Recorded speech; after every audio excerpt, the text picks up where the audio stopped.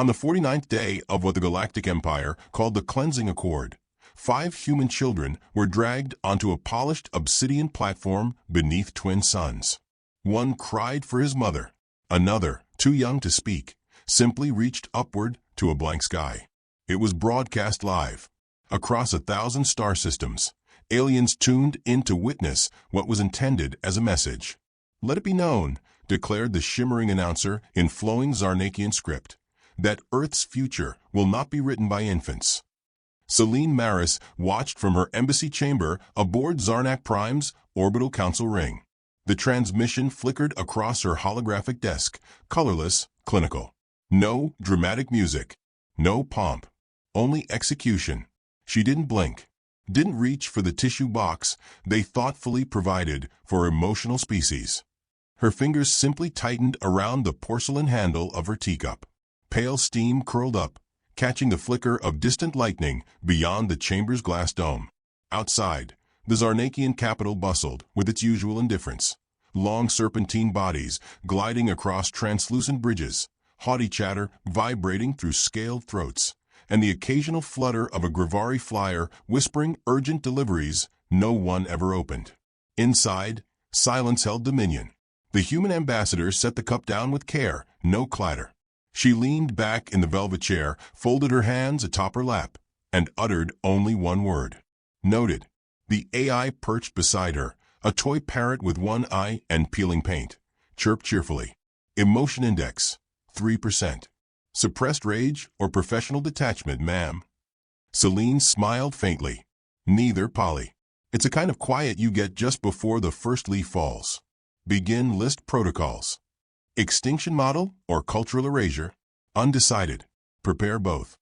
Elsewhere on the council ring, the Empire's elite sipped luminous wines and passed the footage around like a trophy.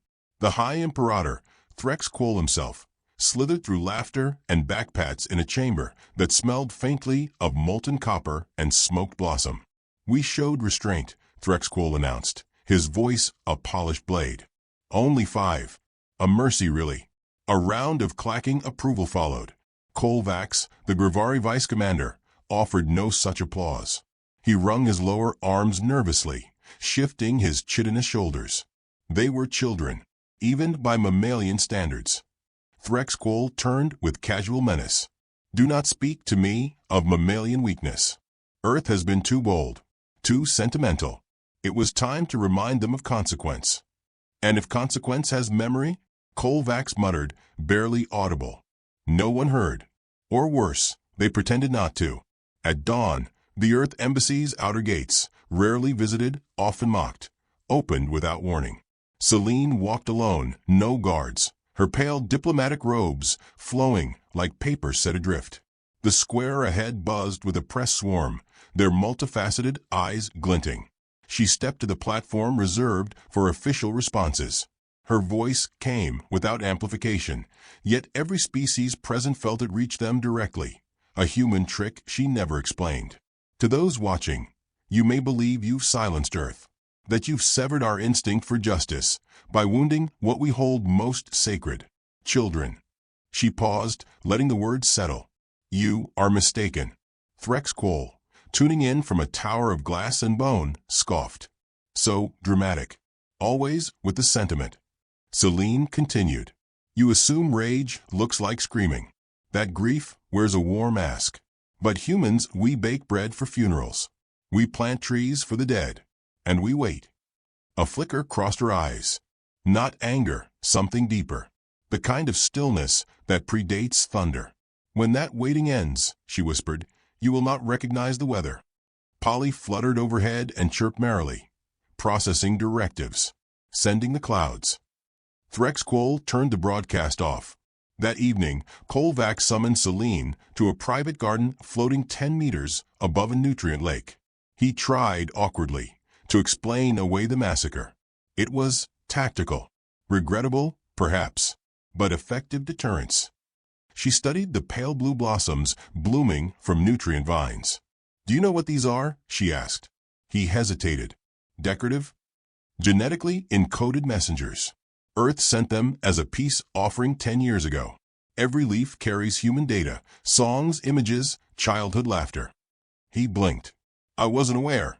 You weren't meant to be. Until now. She turned to him fully. Do you know what it means, Colvax, when a mother stops begging? He shook his head. She's already buried you in her mind. Then she left. The next morning, supply ships began leaving Earth. They bore no war markings, carried no troops. Only humanitarian designations. Crates labeled with words like education modules, agricultural assistance, and therapeutic AI units. The Empire's analysts shrugged. Symbolic flailing. Pathetic. Celine sat at her desk, tapping through reports. Her eyes traced every launch like a hymn. Her lips moved silently as Polly chirped status updates. Crate 74 en route to Adrex Colony. Crate 75, hum. Special contents. A shoe, Celine replied. A child's shoe. She nodded. One of the 5. The smallest. Silence. Then Polly repeated in a softer tone, Crate 75 en route. News cycles across the galaxy began to shift. Earth wasn't screaming. It was humming. Quietly. Rhythmically. In ways that made planets uneasy. One Grivari merchant noted his systems, translators, began defaulting to Earth-accented speech. Another noticed her ship's AI had developed a habit of whistling lullabies. On the 7th day after the broadcast, Threxquol received a private delivery from Earth. A small, velvet box. Inside, a single hair ribbon stained dark. A note enclosed read only. We remember in silence. You won't forget the sound of it. He crushed it and called for warships. Colvax watched with unease as command centers buzzed with preparation. But the ships, each one, began reporting minor glitches. Targeting errors. Weapon delays. Sleep mode AIs that woke up humming nursery rhymes. Celine was nowhere to be seen. Not publicly. But her messages arrived like petals on still water. Small, serene, and terrifying. One communiqué, intercepted by Imperial security, simply read, All is prepared. All was prepared years ago. We are not coming to fight. We are coming to remind. At midnight, on the 14th day after the children were executed, Polly chirped softly in the Earth Embassy. Would you like to review the list, ma'am? Celine nodded once. Names flickered across the screen, coordinates, blueprints, biographies. Not of enemies. Of those who laughed. Of those who ordered. Of those who filmed. Each line held a name and a sentence. To be remembered. To be replanted. To be erased. Celine tapped one with her fingertip. This one laughed too loud. Polly tilted its head. Judgment initiated? No. Celine stood. Mercy delayed. Across the galaxy, no bombs dropped. No fleets launched. Just silence. Then a whisper. A ripple. Systems dimmed. Databanks reset. Statues of past emperors began weeping. Literally. Their stone faces soaked with manufactured tears, leaking unknown liquids from unseen seams. Alien empires stared at each other, unsure who began it. But somewhere, deep in the root systems of every imperial archive, a seed bloomed. Earth's reply. At dawn, Colvax stood before his mirror and spoke aloud. We misunderstood them. His reflection did not answer. But behind him, on his desk, lay a single object that hadn't been there the night before. A child's shoe, and a line stitched beneath the sole. We're not angry. We're planting. The galaxy did not tremble at first. It watched. From its towers of fireglass and rotating moons, it tilted its collective head at Earth's lack of fire and fury. No warships. No threats of retribution screamed into comm channels. Only silence, cultivated, curated silence, like the kind in museums before a painting too terrible to forget. Ambassador Celine Maris returned to the negotiation halls 2 days after the massacre. She wore a simple gray robe that swayed like breath. Her hair was tied in the same modest knot she wore at peace accords, famine summits, even the day she buried her sister. High Imperator Threxquol found her presence almost insulting. He'd expected fire. Instead, she offered tea. You dare speak of treaties now, he hissed. his voice slithering around his 5 tongues, each forked like knives. After your species sends threats hidden in poetry, Selene tilted her head gently, eyes as calm as frozen oceans. We've sent nothing, unless truth is now considered a threat. He rose, coiled to full height, and unfurled his ceremonial crown, which sparkled with the blood jewels of 100 conquered moons. You declared war with a whisper. We prefer screams. She didn't flinch. The loudest things often break the soonest. Behind her, Polly flapped once and chirped. Reminder. Breakables include imperial egos, porcelain cups, and unstable empires. Threxquol narrowed his many eyes. You are a woman with no army. Selene smiled then. Not wide. Not cruel. Just human. You've confused silence with absence again. Later, in the backrooms of neutral systems, Selene began her walk, not of war, but of suggestion. She met with the minor powers, the fringe colonies, the quiet rulers of planets who had no voice in the great chambers, but who listened. To each, she brought nothing more than a box. Inside the box, images. Of the 5. Their names, their smiles, their dreams drawn in crayon. Each image printed on seed paper, able to be buried and grow. Some scoffed.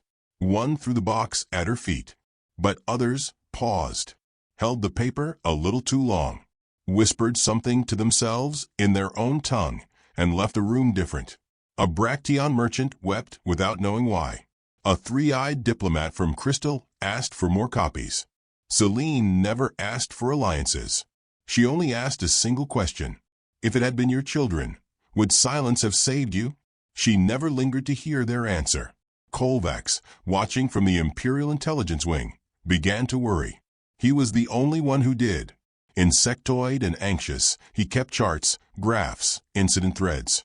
He traced every human aid ship, tracked each one, and he saw something that chilled his spiracles. Not one ship had returned. Not one made comms contact. They simply vanished, always with diplomatic clearance, always headed somewhere small, insignificant. He brought it to the council. They're spreading, he said, antennae twitching. Not weapons. Culture. Memory. Influence. It's decentralized psychological warfare. Threxquol laughed with all his mouths. You overread the ants. They build nothing. They're not building, Kovacs whispered. They're planting. But no one listened. They rarely did. On the 7th day, Selene invited dignitaries to the Earth Embassy for what she called the quiet offering. No one knew what that meant. Most assumed it was another human ritual, some emotional gesture to ease her people's grief. Threxquol didn't attend. Kovacs did. They were led into a dark chamber, lit only by a soft white glow from bioluminescent plants. Earth imports, usually decorative. At the center, a table. On the table, a single glass globe. Inside the globe, 5 origami birds, each one folded from the image of a different child. A voice whispered from a globe, not Selene's voice. A child's. Real, human, recorded. The words were not angry. They weren't even directed at the killers. Just, if I had a planet, I'd make it quiet. Not sad quiet. Garden quiet. Some aliens turned and left, unnerved by the unfamiliar ache in their chests. Kovacs remained, wings drawn tight. He looked up to find Selene beside him. You'll destroy everything, he whispered, not as an accusation, but an apology. She nodded once. Not everything. Just what they built over graves. Elsewhere, reports began trickling in, Imperial outposts finding their children missing. Not kidnapped. Missing. Blank-eyed. Sitting quietly. Drawing pictures of Earth trees in dust. Fleet AI systems began displaying Earth nursery rhymes. Ships refused to fire until the lullaby finished. Code scramblers identified no Earth intrusion. Only old updates, logged decades prior. We didn't insert anything, Selene told a panicked security chief. You asked for translators. We gave you language. Ours is layered. One by one, planetary governors noticed the same pattern. Systems designed for conquest now hesitated. Drones hesitated before executing. Some cried. Imperial analysts called it infection. Selene called it memory. Kovacs called it prophecy. Threxquol still called it weakness. By the 14th day, the Empire issued a formal demand. Earth must cease hostile sentimentalism or face military cleansing. Selene sent back a bundle of wildflowers grown in Martian soil. No message. She didn't need one. At the Outer Rim, the agricultural colonies of Threxquol's empire began failing. Not from poison, from song. Crops sang. Whispers in soil. Roots carried old Earth audio files. Buried metadata, untraceable, blooming into bioluminescent scripts that read, "We remember the 5." Food chains broke. Selene hosted a conference on neutral ground. Dignitaries attended out of curiosity, some out of fear. Kovacs stood at the back, twitching. Selene addressed them simply. "I have no fleet, no soldiers, no bombs, but I have one thing your empire discarded." A long pause. Then, mothers. Behind her, the screen lit up with faces. Not warriors, human women, farmers, teachers, midwives, each speaking in their native languages. One sentence only. "We've learned to bury and grow." An alien diplomat asked, voice strained, "Is this war?" Selene looked at him. "It's consequence." A hush fell. Polly flapped in the silence and whispered, "Would you like to initiate the final blossom sequence, ma'am?" Selene didn't answer, because she didn't need to. The next hour, Threxquol's home planet received a transmission. Not from Earth, from its own soil. Statues wept again. Water systems pulsed with childlike giggles. Holograms of the 5 children appeared in town squares, silently watching. No threat, only eyes. Kovacs found her on the shuttle deck that night. He looked different, less armored, less proud. "They think you've cursed us." She didn't smile. Not cursed. Held up a mirror. "They'll retaliate, even now." She stepped closer, close enough for him to see the sleepless sorrow beneath her calm. "They already retaliated. They killed the innocent. What comes next isn't retaliation. It's pruning." Polly sang softly in the background, a nursery rhyme rewritten for stars. Kovacs asked, voice fragile, "What happens when they try to silence the roots?" Selene touched the glass beside them. Through it, the stars shimmered like seeds adrift. "Then we bloom louder." In the distance, another Earth ship departed. No weapons, no soldiers, just a glowing hull covered in vines. Its name painted in human letters. "Remember me." They thought it had ended. The silence, the flowers, the lullabies blooming in data streams, the whisper of names on statue lips. They thought it was all a message, emotional warfare, poetic protest. They didn't know it was the opening move. On the 21st day after the massacre, the Imperial Central Armada prepared for a mock war exercise to reassert control. 77 capital ships aligned in constellation formation over the planet Vraxis, ready to demonstrate power through precision. Every system green, every AI silent, every override confirmed. Then the ships sang, one by one. Not a siren, not an alarm, a lullaby. The same lullaby that had played in the Earth Embassy during the quiet offering. The one sung by a child in a globe filled with origami birds. A soft, human voice drifted through command decks. "If I had a planet, I'd make it quiet." The admirals panicked, ordered lockdowns, tried to override. Consoles froze. Interfaces wept digital tears. Holograms of the 5 children appeared at every officer's terminal, silently watching. No commands registered. No escape. And one by one, the ships turned their weapons inward. Not to fire, but to destroy the targeting cores. No shots were ever fired. No worlds were ever struck. The Empire's greatest fleet disarmed itself. Selene Maris sat alone in a garden aboard her personal diplomatic shuttle, reading from a worn notebook. She wore civilian clothes. Her shoes were dusty, her voice steady as she read aloud. Day 21. Bloom begins. Polly, perched beside her, whirred happily. Blooming confirmed across 12 systems. "Would you like me to initiate resonance in the Outer Rim?" Celine looked up at the stars. No. Let them watch the stem stretch.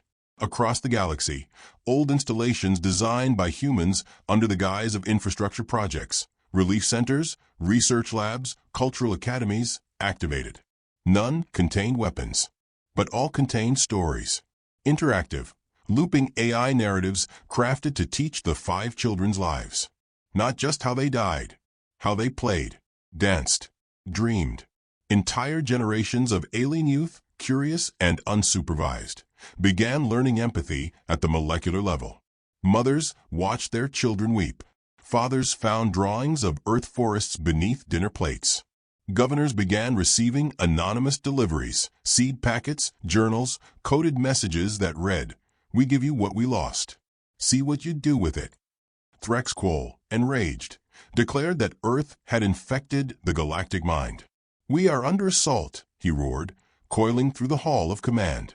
"They've done nothing, and still they've conquered." Kovacs stood silently at the side, watching the council spiral. His hands trembled. Not with fear, with understanding. He stepped forward. "I told you they were planting." All eyes turned to him. Threxquol spat. "You sound like them." "I listen like them," Kovacs said. "They told us everything. We just didn't think they meant it." He stepped to the center console and called up archived footage, one from 12 years ago. An Earth diplomat at a trade summit. Not Celine. Another. A quiet man with smile lines and calloused hands. "Trade is memory," he had said. "We trade not goods, but grief and joy and the maps of our dead." Threxquol had dismissed it then. He dismissed it now. But the rest of the room did not. Meanwhile, Celine received a visitor. Barrett Knox, gray-bearded, sun-creased, shoulders like old mountain stone. Retired Earth general, rumored to have once stood on a battlefield alone, and won without a single bullet. He said nothing as he entered her chamber, just nodded and sat beside her. Polly chirped, "Long-time general. Would you like your usual tea? Or a memory?" Barrett smiled faintly. "Memory'll do." Celine didn't look up. She simply passed him her notebook. He read it slowly. "Every step calculated," he said softly. "Years ago." "Before we even joined the council," she replied. "Before the 5? Yes." Barrett closed the notebook. "Why let it happen? Why let the Empire take 5? She stared ahead. "Because sometimes you need pain to break the spell of arrogance. We didn't let them die." She paused. "They were taken. But now they live in 1,000 languages. That is something no empire understands. That's what the trap was. Not sabotage. Not subversion. Memory." Barrett let the silence stretch. "Then they'll retaliate again. Desperation always claws before it crumbles." Celine stood, barefoot on the polished stone. "Let them. They'll find no enemy." At that moment, in 6 imperial worlds, the infrastructure collapsed. Not from bombs. From refusal. Food stopped being delivered, not from Earth, but from within. Workers laid down tools. Transports halted themselves. Systems stalled on one command. "I want to see what Earth sees." Even imperial AIs, once cold, began generating poetry. They'd learned, or rather, been taught. Celine appeared on the Empire's emergency broadcast net, live across 5 systems. No warning, no production, just her face. Plain, human, steady. "You think we're behind this," she said. "But we're not. This isn't invasion. It's reckoning." Her eyes softened, almost mournful. "You laughed while our children died. Now you hear them. Not because we made you. Because the galaxy decided it wanted to remember them." A beat. "And when memory blooms, the roots take hold." She ended the broadcast. Polly whistled. Interplanetary emotional destabilization complete. "Shall I log phase 3? Celine's lips parted, but she stopped. Thought. "Not yet. Let them speak first." Kovacs came to her that evening. Alone. He looked tired. Older. Like someone who had read too much truth. "I want to defect," he said. Celine met his gaze. "Because you fear the end?" "No," he replied. "Because I believe in what comes after." She studied him a moment. "Do you know what comes next?" He shook his head. She offered him a chair. Barrett poured him tea. Outside, an alien moon rotated slowly, its orbit realigning, not by force, but by choice. Its citizens had voted to open every school to Earth tutors. Because their children had started drawing forests in class. Because they'd started naming flowers after Earth names. Because memory had teeth. That night, Celine added 5 more names to her notebook. Not of enemies. Of new planets. Planets that had chosen to remember. Polly fluttered down and perched on the spine. Ready, ma'am? Celine closed the book. No, she said quietly. Not ready. Rooted. Across the empire, statues of the High Imperator were pulled down, not by mobs, but by silent, single hands. No graffiti. No anthem. Just 5 small stones placed where each statue fell. 5. Every time. In the distance, a child's voice echoed across the galaxy's quiet corners, embedded in a million comlinks. If I had a planet, I'd make it quiet. And then nothing. Not silence. Just waiting. Soft. Unstoppable. And under it all, the roots stretched farther. The rain fell like ink over the scorched plains of Caesarea Prime. It sizzled as it struck glass ruins, hissed down imperial statues now broken at the waist, pooled in footprints where soldiers had once stood. But no armies came now. No commands echoed through the comm towers. Only the hum of wet wind, the hiss of scorched metal, and the rhythmic whisper of Earth's lullabies played from forgotten speakers still embedded in the soil. Celine Maris stepped off the shuttle in a cloak the color of ashes. The soles of her boots kissed mud grown thick with moss. She did not look like a conqueror. She looked like a librarian returning to shelves that once held fire. Behind her came Barrett Knox, slower, older, one hand always near the sidearm he never drew. But even he paused at the sight of what Caesarea had become. Where once imperial architecture stood, all sharp angles and arrogance, now stood vines. Not invasive, not wild, planted, intentionally, in rows, in patterns, each one with tags in 5 languages, each one named for a child. It's not war, Barrett muttered, voice low. It's a garden. Celine nodded. That's what they never understood. War forgets. Gardens remember. At the center of the clearing, a figure stood in stillness, Colvax. He no longer wore the crimson armor of an imperial vice commander. He wore a gray cloak like Celine's, and the badge of no flag. Around him stood others, silent defectors, scholars, medics, farmers, from 50 planets. Each had once served the Empire. Now, they stood in silence around a singular thing. A grave. No name. Only a stone shaped like a child's hand. Celine approached without hurry, the way wind finds the window it needs. Colvax bowed his head, chitin clicking faintly. It's done. Barrett tilted his chin. The Empire? Colvax's mandibles twitched. No longer functions. The last fleet surrendered to a planet that offered only food and stories. No resistance.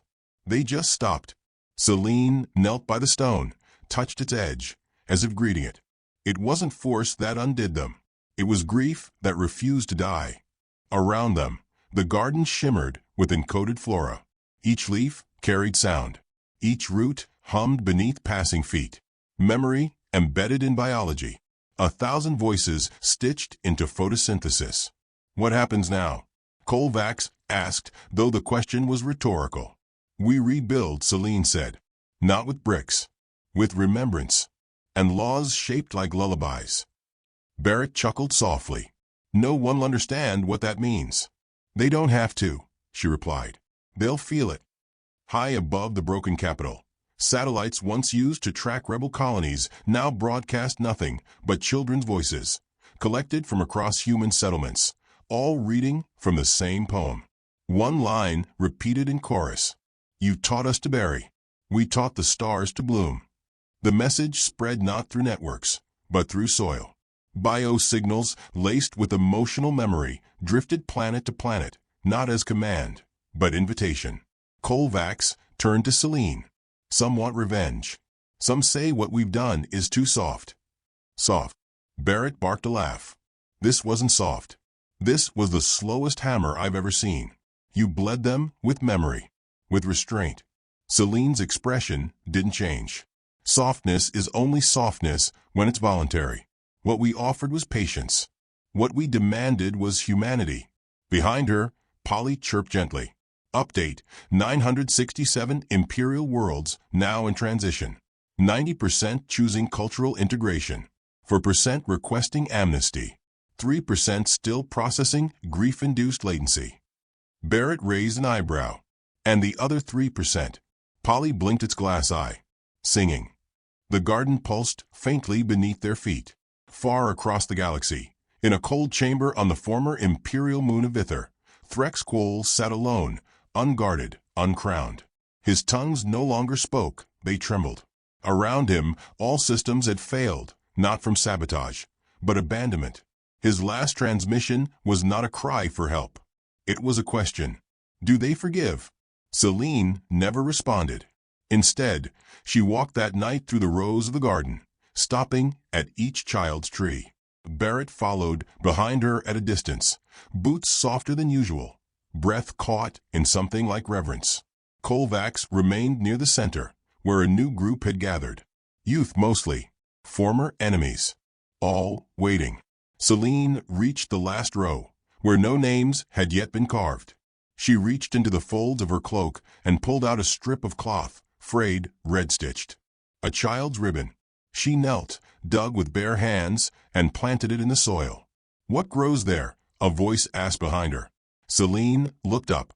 A young Grivari girl stood, eyes wide, mandibles soft with curiosity. Something you'll care for, Celine said. The girl tilted her head. Will it be tall?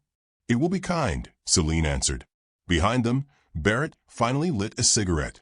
He hadn't smoked in a decade. But something about the night called for ceremony. Colvax joined him, folding his limbs awkwardly. Was she always like this? Barrett exhaled slow. She was a diplomat before the war. Then she became something worse. Colvax's eyes narrowed. What's worse than a diplomat? Barrett grinned. A gardener with nothing left to lose. Across the night sky, shooting stars etched trails above the planets. Children on every world pointed upward, not because of the lights, but because of the voices that came with them. Remember them, the stars whispered. And for the first time in recorded galactic history, no one wanted to forget. A summit was called, not in a palace, but in an orchard that now grew atop what had once been the Empire's primary weapons facility. No weapons remained. Only vines, roots, songbirds bred from Earth and released into alien skies. Celine stood beneath the largest tree, her voice unamplified. She did not command attention. She invited it. We have shown you what grief can build, she said. Now we ask, what will you grow from it? The crowd did not cheer. They wept. They knelt. They planted. The last member of the former Imperial Command tried to assassinate her 3 days later. He brought no gun, only a shard of a broken crown. He reached her and collapsed because he saw the 5. Not ghosts, not illusions, just children playing in the garden. He dropped the shard and walked away. Celine picked it up, handed it to Barrett. Build something with it, she said. What? She smiled faintly. A bench. Colvax sat beneath a tree that night, watching younglings from 3 species plant seeds without asking who owned the land. He turned to Celine, unsure. How did you know this would work? She didn't answer right away, just stared at the stars. Because memory grows in the places bombs can't reach, she said at last. Barrett raised his head at that. But they'll return someday. Another empire. Another cruelty. Yes, she said. And by then, the soil will remember who we are, and it will fight back with every root. The final broadcast came from the oldest human settlement beyond Sol, a station called New Home, built before Earth even joined the Empire. It simply said, for every child you silenced, we planted 1,000 songs. Then the station shut itself down. No one knew how. No one tried to open it. Because even the Empire knew, at last. Some gardens are sacred. Celine returned to Earth for the first time in years. She walked barefoot through the wildflowers at dusk, past a school now rebuilt, past murals drawn in chalk, past voices calling her name. A small boy ran to her, human, brown-eyed. He offered her a dandelion. She knelt. "Do you know what this is?" she asked. "A wish," he said. She smiled. "Yes." She looked at the field around her, empty of armies, full of memory. Barrett stood nearby, silent as a sentinel.